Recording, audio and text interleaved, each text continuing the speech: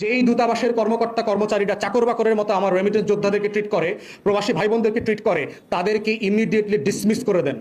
তাদেরকে প্রয়োজনে শাস্তির আওতায় আনতে হবে। কারণ তার টাকায় আমার শ্রমিকরা চলে না, শ্রমিকের টাকায় সে চলে, তার বেতন দেওয়া হয়। প্রবাসী ভাই বোনদেরকে আমরা বলেছি, আপনারা আমাদেরকেও জানান, গণমাধ্যমকে জানান যে কোন কোন দূতাবাসের কোন কোন কর্মকর্তা কর্মচারী আপনাদের সাথে খারাপ ব্যবহার করছে, নাম, পরিচয়, পদবি সহ আমাদেরকে জানান। একটা বড় জায়গা দেখবেন প্রবাসী যখন থাকে, তাদের যে সম্পত্তি আছে বাংলাদেশে, এই সম্পত্তিগুলো দখল হয়ে যায়, তাদের বাড়ি দখল হয়ে যায়, তাদের জমি দখল হয়ে যায়। কোনো কোনো সময় এমনও ঘটনা আমরা দেখেছি, তাদের সম্পত্তি ব্যাংকে কাগজপত্র ফেক ডকুমেন্ট রেখে ঋণ পর্যন্ত নিয়ে নেয়, কারণ উনি দেশে থাকেন না। তারপরে ব্যাংক সেই প্রবাসীর বাড়ি ক্রোক করে ফেলছে। তারা যোগাযোগ করবেন, কার সাথে কথা বলবেন, কার কাছে সমাধান চাইবেন। স্থানীয় অ্যাম্বাসিতে গেলে তারা বলবে যে আমাদের কিছু করার নাই, আপনারা ওখানে আইনজীবীর মাধ্যমে যোগাযোগ করেন। টাকা দেওয়া বন্ধ করলে তো আপনাদের অনেক করার থাকে। টাকা দেশ থেকে দেশে বেশি টাকা পাঠান, এই ক্যাম্পেইনগুলো তো আমাদের অ্যাম্বাসিগুলোই করে। তো প্রবাসীর টাকা পাঠানোর জন্য আপনি ক্যাম্পেইন করছেন, বৈধভাবে টাকা পাঠান, হুন্ডিতে পাঠায়েন না, সেই ক্যাম্পেইন করছেন। কিন্তু ওই প্রবাসী ভাই বোন যখন বিপদে পড়ছে, তাকে সাহায্য করবার মতো ন্যূনতম আন্তরিকতা, প্রচেষ্টা আপনাদের মধ্যে নাই কেন? প্রতি মাসে প্রায় $2 বিলিয়ন তারা বাংলাদেশে পাঠায়। বাংলাদেশের অর্থনীতি ভেঙে পড়ে নাই যে কারণে, তার একটা বড় কারণ হচ্ছে এই প্রবাসী ভাই বোনদের টাকা। যে আওয়ামী লুটপাটের পরেও কেন এই দেশের অর্থনীতি এখনো টিকে আছে। এবং আন্দোলনের সময় আপনারা দেখেছেন যে রেমিটেন্স যোদ্ধারা সপ্তাহের পর সপ্তাহ, মাসের পর মাস বাংলাদেশে টাকা পাঠায় নাই, বয়কট করেছে। এই তখনকার আওয়ামী ফেসিবাদীদেরকে অর্থনীতি ধসে গেছে মাসের পর মাস কিভাবে টাকা না পাঠানোর কারণে। অর্থনীতিতে কিভাবে হাসিনা বেকুফ হয়ে গেছিল, যে কিভাবে এই টাকাগুলো হারায় গেছে অর্থনীতি থেকে। তো সেই জায়গাতে আমরা বোধ করছি কতগুলো উদ্যোগ এই সরকারের কাছ থেকে আমরা আশা করছি যে আপনারা ইমিডিয়েটলি নেবেন। তার ভিতরে একটা হচ্ছে, আমরা প্রস্তাব করছি যে প্রবাসী কল্যাণ মন্ত্রণালয়ের অধীনে একটা ওয়ান স্টপ সার্ভিস সেন্টার খোলা দরকার, যেখানে 24 ঘন্টা সপ্তাহে 7 দিন 365 দিন প্রবাসী ভাই বোনরা ফোন করে, ইমেল করে তাদের যে সমস্যা আছে, তারা যে ভোগান্তিগুলো শিকার হচ্ছেন, লিখিতভাবে এবং ফোনের মাধ্যমে তারা অনলাইনে এগুলো জমা দিতে পারবেন। এবং এটার একটা সার্ভিস দেবার একটা ডেডলাইন থাকতে হবে, 3 দিন, 7 দিন, 10 দিন। এর জন্য যত যত সার্ভিস দরকার, স্থানীয় প্রশাসনকে ইনভলভ করে, ডিসিকে, এসপিকে, ওসিকে, টিএনওকে ইনভলভ করে সেই সেবাটা এনশিওর করতে হবে ওয়ান স্টপ সার্ভিসের মধ্য দিয়ে। এই জন্য যদি আইনের কোনো সংশোধনী প্রয়োজন হয়, যদি কোথাও একটা দুইটা ধারার প্রয়োজন হয় পরিবর্তন করবার, সেটা আপনারা করেন, করে প্রবাসীদেরকে এই সেবাটা নিশ্চিত করেন। দ্বিতীয়ত, আমাদের মধ্যে আমরা দেখতে পাচ্ছি যে প্রবাসীদের এয়ারপোর্টের হয়রানির ব্যাপারটা। এয়ারপোর্টে কদিন আগে দেখেছেন যে আপনার ইউরোপ থেকে একটা পরিবার আসছে, তাদের সাথে ওখানকার সিকিউরিটির মারামারি পর্যন্ত, ধস্তাধস্তি হয়ে গেছে। প্রশ্ন হচ্ছে যে যে কোনো ব্যক্তির সাথে আপনার একমত দ্বিমত হতে পারে, হাতাহাতি, মারামারি, রক্তারক্তি পর্যন্ত এখানে যেতে হবে কেন? এটার তো একটা মেজার, একটা প্রোটোকল থাকতে হবে যে আপনি যে কোনো খারাপ আচরণ কিভাবে ডিল করবেন, প্রবাসীদেরকে সম্মান কিভাবে দেবেন। কয়দিন একটা দেখলাম একটা প্রবাসী কর্নার করা হয়েছে, খুবই সুপারফিশিয়াল। এগুলো সিম্পলি সেলফ সার্ভিং, এবং এতে কোনো বেনিফিট হবে না প্রবাসীদের, বরং প্রবাসীদের সেবা দেওয়ার বাস্তবতা করা দরকার। অ্যাম্বাসিগুলো থেকে প্রতিনিয়ত আমরা যে অভিযোগগুলো পাই, পাসপোর্ট রিনিউ করার আবেদন করা হয়েছে, পাসপোর্ট পাচ্ছে না, এনআইডি করবার জন্য আবেদন করা হচ্ছে, এনআইডি পাচ্ছে না, জন্ম সনদ, মৃত্যু সনদ, তারপরে ইনহেরিটেন্স সার্টিফিকেট, এই সকল ডকুমেন্টেশন করার জন্য বারবার বলা হচ্ছে। স্থানীয় দূতাবাসগুলো সিম্পলি তাদেরকে 2 পয়সার মানুষ মনে করে না। পার্টিকুলারলি যারা মালয়েশিয়াতে আছে, মধ্যপ্রাচ্যে আছেন, তাদেরকে অ্যাম্বাসির কর্মকর্তারা মনে করে আমার দেশের চাকর বাকর, সিম্পলি চাকর বাকরের মতো ট্রিট করে। তো যেই দূতাবাসের কর্মকর্তা কর্মচারীরা চাকর বাকরের মতো আমার রেমিটেন্স যোদ্ধাদেরকে ট্রিট করে, প্রবাসী ভাই বোনদেরকে ট্রিট করে, তাদেরকে ইমিডিয়েটলি ডিসমিস করে দেন। তাদেরকে প্রয়োজনে শাস্তির আওতায় আনতে হবে। কারণ তার টাকায় আমার শ্রমিকরা চলে না, শ্রমিকের টাকায় সে চলে, তার বেতন দেওয়া হয়। অতএব কে কার সেবক, কে কার কর্মচারী, সেইটা ওনাদেরকে পরিষ্কার করে বুঝতে হবে।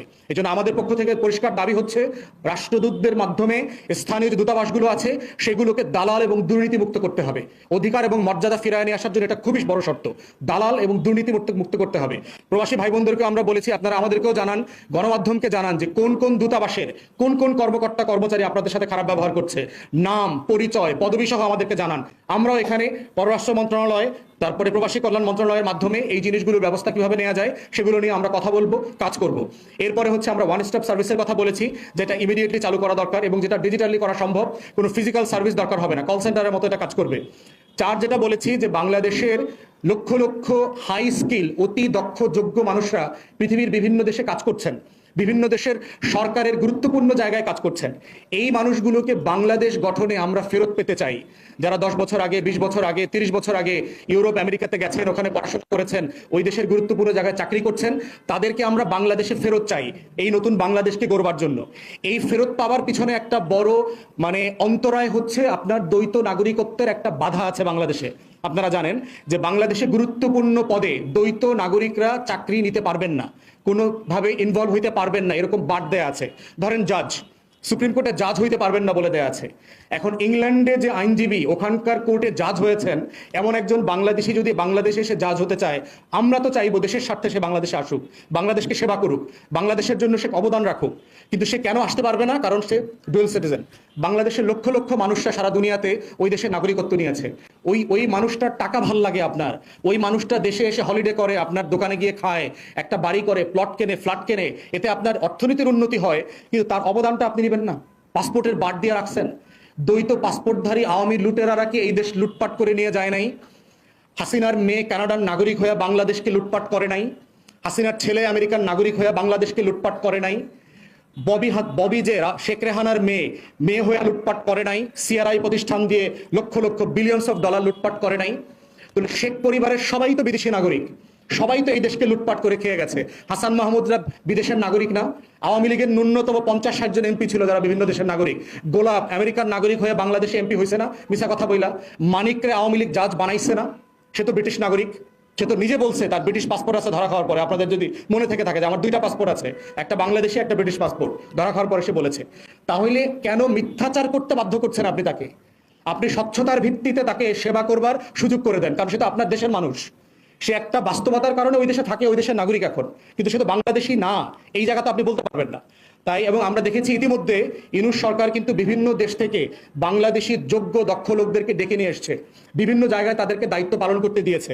এবং আমরা চাই এই দক্ষতাটা দেশের জন্য আরো বেশি আসুক, আরো বেশি আমরা তাদেরকে কাজে লাগাই।